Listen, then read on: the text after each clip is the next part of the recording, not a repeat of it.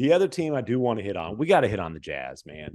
This is dead last in the Zach Lowe League Pass rankings. I mean, Zach's just killing their uniforms. Says they're not a team. And look, let's be honest. It's not like Zach was alone in this opinion. The Jazz are going to be just a horrendous team to watch this year. Here they are. As of right now, they are the number one team in the Western Conference, sitting at 9-3. Will Hardy has them playing hard. He has them playing selflessly. They are a fun team to watch. The ball's pinging around. They're flying around defensively. Look, they don't have top-level star power, although Lauri Markkanen's having the best year of his career. Jordan Clarkson's having the best year of his career. But they came through Dallas last week, and it was one of their three losses. Close game. The Mavericks went down the wire.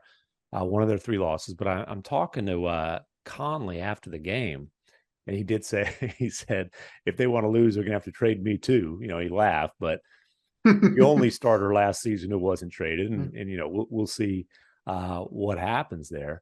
But he basically was like, dude, you've got leftovers from last season's roster. Who these guys all know they were in trade talks. You've got a bunch of guys who, can feel like, hey, our previous teams gave up on us.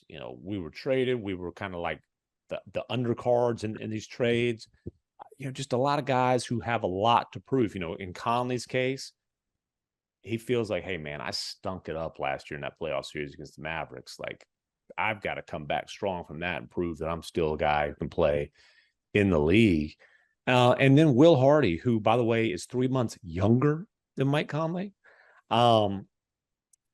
Dude, it's 12 games in, but it looks like the Jazz made an absolute home run of a hire with him. How hard they play for him, how selflessly they play for him. And when you watch the Jazz, what are you seeing from them in terms of what would you say is kind of Will Hardy's stamp as an X's and O's guy? Yeah, I think the biggest thing is they have a clear identity, and if you watch the West, I think we talked about Mavericks, they have a clear identity, style of play. If you watch Denver, you know how they play. If you watch Memphis, you know how they play. And these are the teams, even Phoenix, who everybody doubted. They are the teams that are doing well are the teams that have clear identity, good spacing.